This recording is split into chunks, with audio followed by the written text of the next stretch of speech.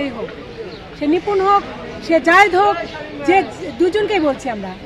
জায়েদের সময় জায়েদ তো পাশ করা, সে তো চেয়ারটা বসছে না, 2টা বার সে নির্বাচিত, পরের বারও সে নির্বাচিত হয়েছে, কিন্তু তাকে কি করা হলো, জিত করে একে আদালত করে, ওইটাও আদালত করছে, ও মনে করছে জায়েদকে আদালত করছি, দীপজলকে তুলে দিলেই দীপজলকে সরাই ফেলবে।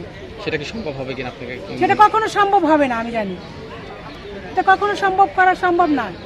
যদি আমি মনে করি যে দীপজল ভাইকে তো আমরা আনছি এখানে, দীপজল ভাই তো আসার ইচ্ছা ছিল না, তাকে আমরা জোর করে নিয়ে আসছি, কারণ উনি ছবি করলে আমরা কাজ পাবো। এই যে কত শিল্পীরা না খেয়ে থাকে, অনেক শিল্পীরা দেখবেন বাসা ভাড়া দিতে পারছে না কাজের জন্য, যারা আমরা অভিনয়টাই শিখছি, শুধু অন্য কিছুই শিখি নাই। আমরা কি গার্মেন্টসে কাজ করবো, সেলাইয়ের কাজ করবো, মশলা বাটবো, কোনটা করবো? তো আমরা যোগ্য যাকে মনে করেছি তাকেই আমরা দাঁড় করিয়েছি, তাকেই আমরা পাশ করিয়েছি। এই পাশ করানোর পর যে নোংরামি খেলাটা খেলতেছে নিপুণ, তুমি এটা থেকে বিরত থাকো আপু, তোমাকে আমরা রিকোয়েস্ট করে বলতেছি তুমি এটা থেকে বিরত থাকো।